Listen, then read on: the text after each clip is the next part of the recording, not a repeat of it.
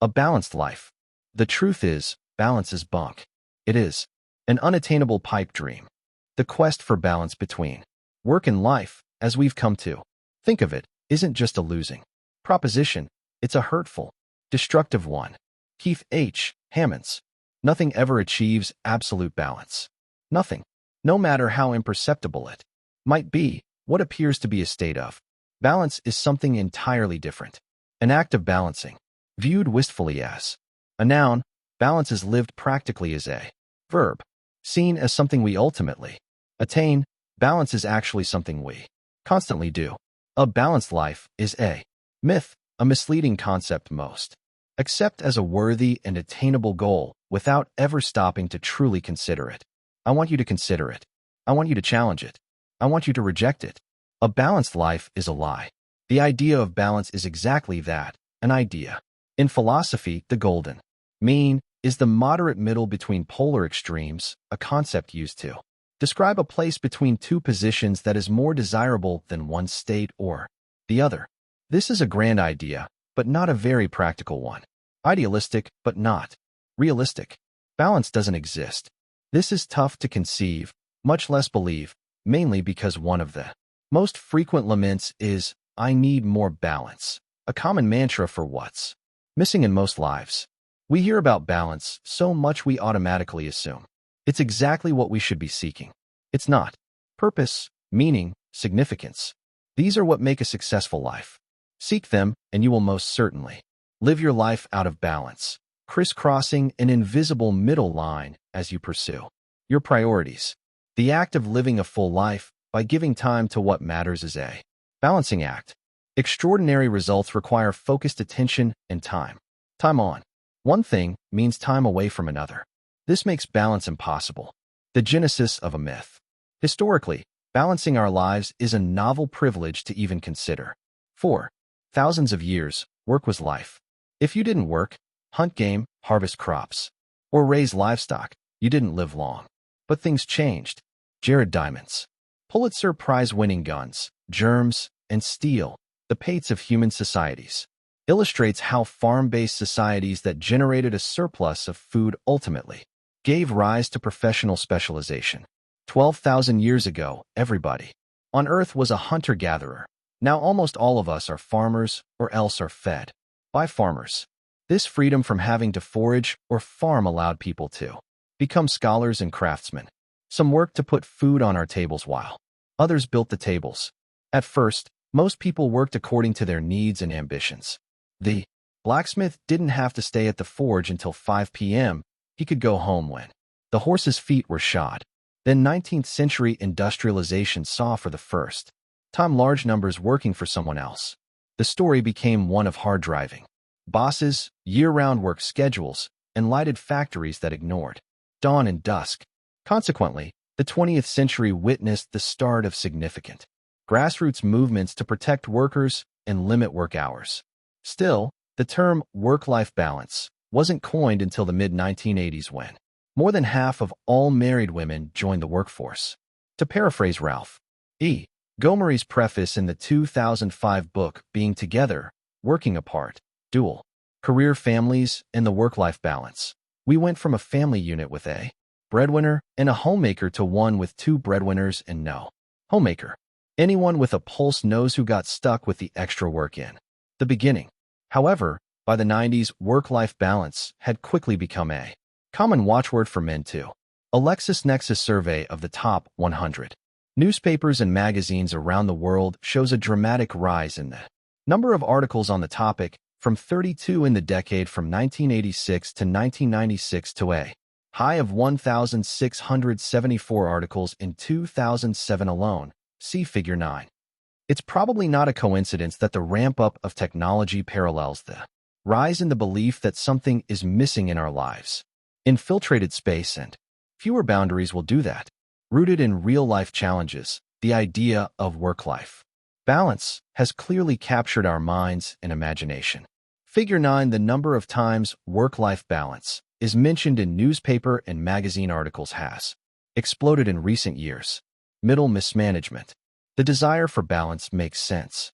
Enough time for everything and everything. Done in time. It sounds so appealing that just thinking about it makes us feel serene and peaceful. This calm is so real that we just know it's the way life was meant to be. But it's not. If you think of balance as the middle, then out of balance is when you're away from it. Get too far away from the middle and you're living at the extremes. The problem with living in the middle is that it prevents you from making extraordinary time commitments to anything. In your effort to attend to all things, everything gets shortchanged and nothing gets its due. Sometimes this can be okay and sometimes not. Knowing when to pursue the middle and when to pursue the extremes is in essence the true beginning of wisdom. Extraordinary results are achieved by this negotiation with your time. Figure 10. Pursuing a balanced life means never pursuing anything at the extremes. The reason we shouldn't pursue balance is that the magic never happens in the middle. Magic happens at the extremes. The dilemma is that chasing the extremes presents real challenges. We naturally understand that success lies at the outer edges, but we don't know how to manage our lives while we're out there. When we work too long, eventually our personal life suffers. Falling prey to the belief that long hours are virtuous, we unfairly blame work when we say, I have no life. Often, it's just the opposite. Even if our work life doesn't interfere, our personal life itself can be so full of half-tos that we again reach the same defeated conclusion, I have no life. And sometimes we get hit from both sides. Some of us face so many personal and professional demands that everything suffers. Breakdown imminent. We once again declare, I have no life. Figure 11. Pursuing the extremes presents its own set of problems. Just like playing to the middle, playing to the extremes is the kind of middle mismanagement that plays out all the time. Time waits for no one. My wife once told me the story of a friend of hers. The friend's mother was a schoolteacher and her father was a farmer. They had scrimped, saved, and done with less their entire lives in anticipation of retirement and travel. The woman fondly remembered the regular shopping trips she and her mother would take to the local fabric store where they would pick out some fabric and patterns. The mother explained that when she retired, these would be her travel clothes. She never got to her retirement years. In her final year of teaching, she developed cancer and later died. The father never felt good about spending the money they'd saved, believing that it was their money and now she wasn't there to share it with him. When he passed away and my wife's friend went to clean out her parents' home, she discovered a closet full of fabric and dress patterns. The father had never cleaned it out. He couldn't. It represented too much. It was as if its contents were so full of unfulfilled promises that they were too heavy to lift. Time waits for no one. Push something to an extreme and postponement can become permanent. I once knew a highly successful businessman who had worked long days and weekends for most of his life, sincere in his belief that was doing it all for his family. Someday when he was done, they would all enjoy the fruits of his labor, spend time together, travel, and do all the things they'd never done. After giving many years to building his company, he had recently sold it and was open to discussing what he might do next. I asked him how he was doing, and he proudly proclaimed that he was fine. When I was building the business, I was never home and rarely saw my family. So now I'm with them on vacation, making up for lost time. You know how it is, right? Now that I have the money and the time, I'm getting those years back. Do you really think you can ever get back a child's bedtime story or birthday? Is a party for a 5-year-old with imaginary pals the same as dinner with a teenager with high school friends? Is an adult attending a young child's soccer game on par with attending a soccer game with an adult child? Do you think you can cut a deal with God that time stands still for you, holding off on anything important until you're ready to participate again? When you gamble with your time, you may be placing a bet you can't cover. Even if you're sure you can win, be careful that you can live with what you lose. Toying with time will lead you down a rabbit hole with no way out. Believing this lie does its harm by convincing you to do things you shouldn't and stop doing things you should. Middle mismanagement can be one of the most destructive things you ever do. You can't ignore the inevitability of time. So if achieving balance is a lie, then what do? Counterbalance. Replace the word balance with counterbalance, and what you experience makes sense.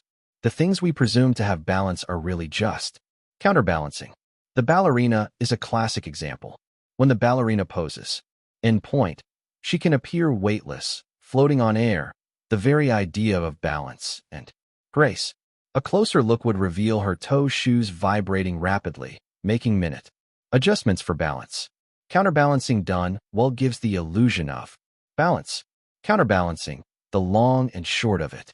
When we say we're out of balance, we're usually referring to a sense that some priorities, things that matter to us, are being underserved or unmet. The problem is that when you focus on what is truly important, something will always be underserved. No matter how hard you try, there will always be things left undone at the end of your day, week, month, year, and life. Trying to get them all done is folly.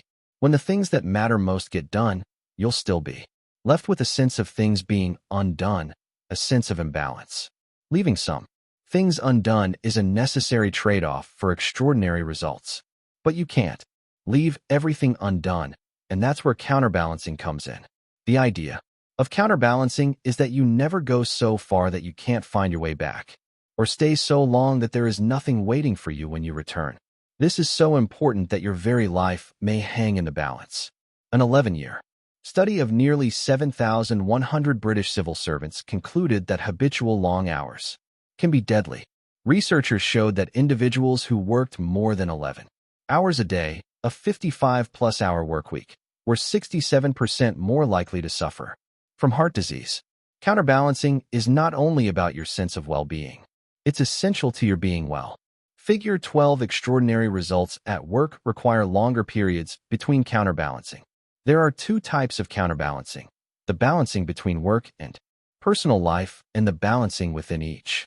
In the world of professional success, it's not about how much overtime you put in. The key ingredient is focus time. Over time, to achieve an extraordinary result, you must choose what matters most and give it all the time it demands. This requires getting extremely out of balance in relation to all other work issues, with only infrequent counterbalancing to address them. In your personal world, awareness is the essential ingredient. Awareness of your spirit and body, awareness of your family and friends, awareness of your personal needs. None of these can be sacrificed if you intend to have a life, so you can never forsake them for work, or one for the other. You can move back and forth quickly between these, and often even combine the activities around them, but you can't neglect any of them for long. Your personal life requires tight counterbalancing. Whether or not to go out of balance isn't really the question.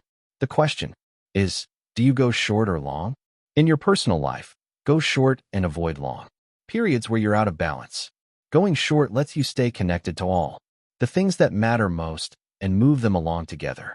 In your professional life, go long and make peace with the idea that the pursuit of extraordinary results may require you to be out of balance for long periods. Going long allows you to focus on what matters most, even at the expense of other, lesser priorities. In your personal life, nothing gets left behind. At work, it's required. In his novel Suzanne's Diary for Nicholas, James Patterson artfully highlights where our priorities lie in our personal and professional balancing act. Imagine life as a game in which you are juggling 5 balls. The balls are called work, family, health, friends, and integrity, and you're keeping all of them in the air. But one day you finally come to understand that work is a rubber ball. If you drop it, it will bounce back. The other 4 balls, family, health, friends, integrity, are made of glass. If you drop one of these, it will be irrevocably scuffed, nicked, perhaps even shattered. Life is a balancing act. The question of balance is really a question of priority. When you change your language from balancing to prioritizing, you see your choices more clearly and open the door to changing your destiny. Extraordinary results demand that you set a priority and act on it.